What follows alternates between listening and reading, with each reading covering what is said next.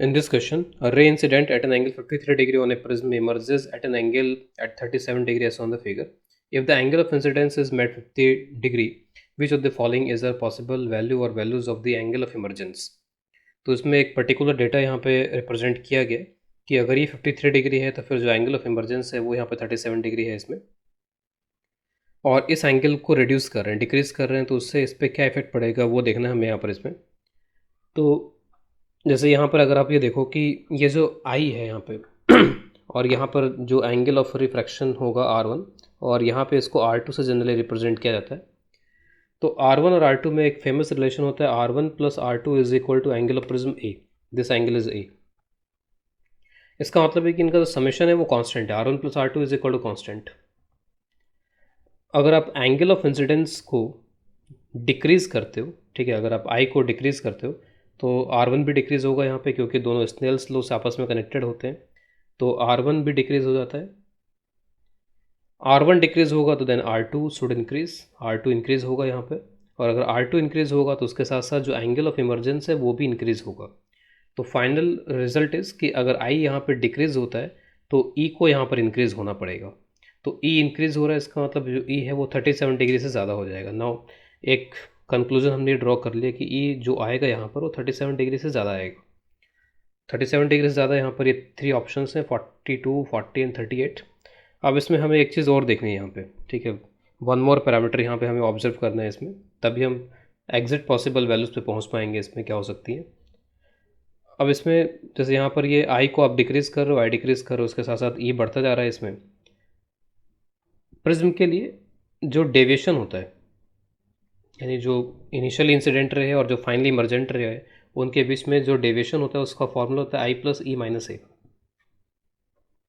तो मैं इन फॉर्मूलेस को क्वेश्चन में डायरेक्टली यूज़ कर रहा हूँ यहाँ पे, और इसका जो ग्राफ होता है डेविएशन का, और डेविएशन का आई के साथ अगर ग्राफ ड्रॉ किया जाए तो this graph look like this, कुछ इस तरह ग्राफ होता है यहाँ पर। ये ठीक, ग्राफ के लिए आप ये याद रख सकते हैं कि ये जो ग्राफ है वो पैराबोलिक नहीं होता है, ये साइन इनवर्स वगैरह का एक कॉम्प्लेक्स टाइप का फंक्शन आता है कैलकुलेट करके, तो it is not a parabolic. और ये सबको पता होना चाहिए कि जो डेविएशन होता है वो एक पर्टिकुलर आई के लिए मिनिमम वैल्यू अचीव करता है। तो यहाँ पर आई की एक पर्टिकुलर वैल्यू के लिए जो डेविएशन है वो मिनिमम होता है, दिस इज़ मिनिमम डेविएशन। और मिनिमम डेविएशन की कंडीशन होती है कि i is equal to e हो जाता है। तो at this particular location i is equal to ई।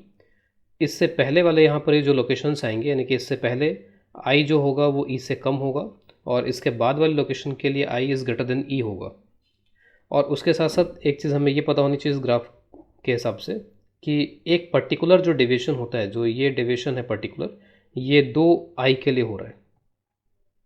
एक बार यहाँ पर हो रहा है और एक बार यहाँ पर हो रहा है। और इन दोनों में कुछ ऐसा रहता है कि अगर यहाँ पे आई की वैल्यू अगर एक्स के इक्वल है और ई की वैल्यू अगर यहाँ पे वाई की इक्वल है, यहाँ पे इसका जस्ट रिवर्स हो जाता है, और यहाँ पे आई की वैल्यू वाई हो जाती है और ई की वैल्यू एक्स हो जाती है। आप देख सकते हो कि जो डेविएशन है वो आई प्लस ई पे डिपेंड कर रहा है यहाँ पे। तो आई प्लस ई यहाँ पर भी एक्स प्लस वाई हो जाएगा, आई प्लस ई यहाँ पर भी एक्स प्लस वाई हो जाएगा इसमें,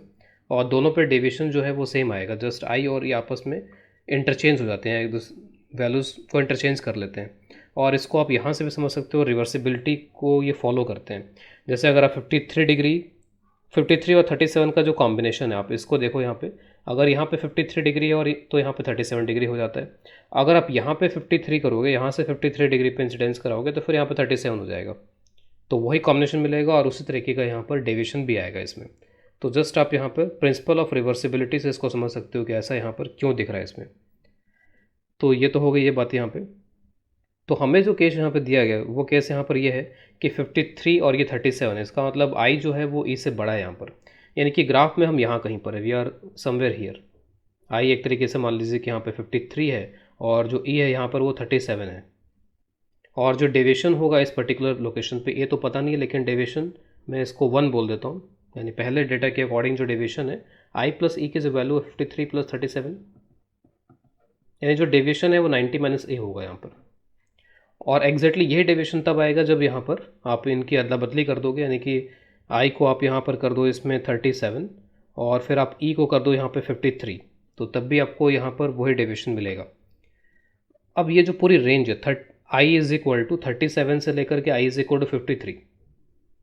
इस पूरे रेंज में जो भी डेविएशन आपको मिलेगा यहाँ पर और किसी एंगल के लिए, आई को 40 कर दो, 42 जो भी कर दो यहाँ पर, तो आई को आप यहाँ पर इस रेंज में 37 से 53 के रेंज में आई को अगर आप लेते हो